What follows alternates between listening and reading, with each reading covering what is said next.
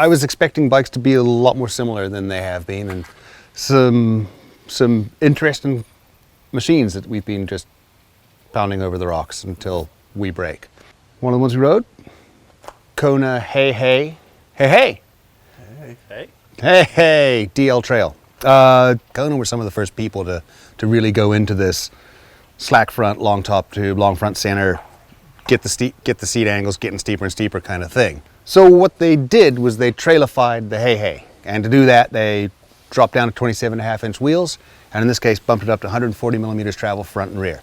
It's a full carbon fiber frame, which exists in 2 other iterations. There's a lower spec one for $41.99 and a high end one for $7,400-ish. This one's $59.99. Pretty much a full boat XT drivetrain with an XTR rear derailleur, Fox factory float fork, Fox float DPS shock. I rode this bike up in Squamish in June and was really impressed by how it behaved. So what did you guys think of it here? I fucking loved it. It's out of all the bikes, and we're probably 2/3 of the way through the testing, and it's probably my top 2 bikes so far overall. Why is that? I don't know, it's just going so fast on it. And it's counterintuitive in my mind, because I would look at that trail with all the chunky big rocks and everything's just messy and disorganized and covered in leaves, and I'd be like, the way my brain works, I'd be like, I need a 29er for this. This is the only way I'm gonna get through, roll over all this stuff. And it's, 650 wheels. Mm-hmm. So it was just counterintuitive to me, because I kept thinking, oh, this is still a 29er, the previous Hei Hei, and it wasn't.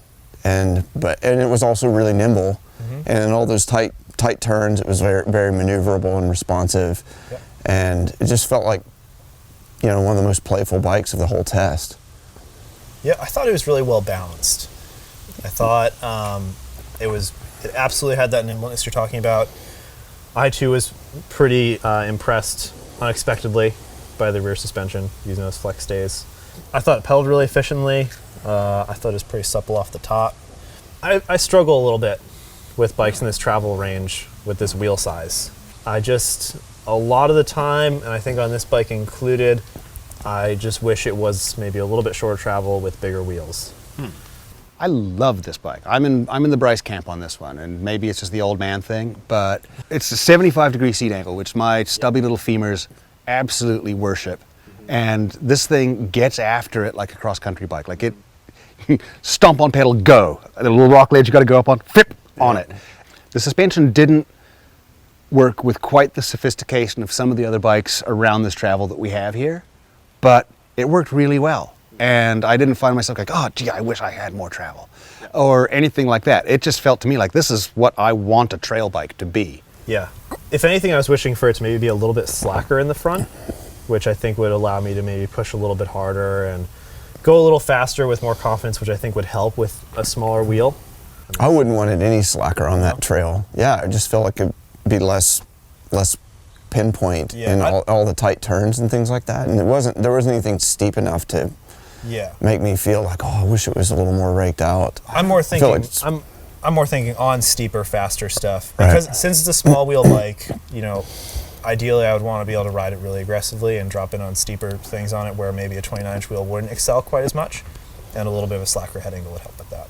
Yeah. But they have the Process 134 for that. I have the luxury of having ridden it in faster, more open terrain, and I really like the way this bike handles. I don't feel like it's not slack enough. I just think it's a nimble, super fun, super fast bike that climbs like a homesick angel, which is, for an all-round trail bike, this is what most people ride, are trail bikes. A bike that if you want to, you could slap a number on and go racing.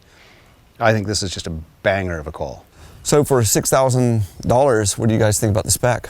I kind of like it. I like the XTR rear derailleur in there. The rest of what's in there is good. Good suspension components, house brand, bar stem kind of stuff. It's probably at the high dollar end for what I would consider value for money in that. It is carbon wheels, carbon rims. It is carbon rims and Hope hubs. And Hope hubs, yeah. So here's my hang up with the spec. It's an XTR rear derailleur, which comes with a standard XTR rear cassette, which only goes up to 42. Right. Why not spec the XT derailleur and cassette, which in theory should be less expensive and have a wider range? I can only Because imagine. you should have bigger muscles. Well, I don't. Honestly, the way this bike climbed, the way it behaved, I didn't really feel like it was that limited by gear selection. I didn't miss the bigger cog. But I see your point.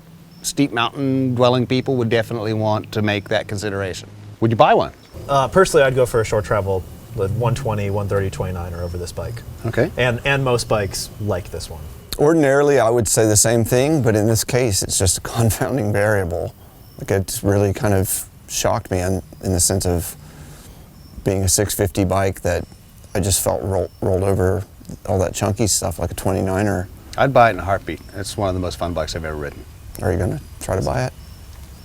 I think you're going to get paid in about 2 weeks. Hopefully. Yeah, probably not enough though. But if I could, I'd buy it. Are you listening, Kona? Give me that bike. I'm going to have to raise his word rate. Fuck.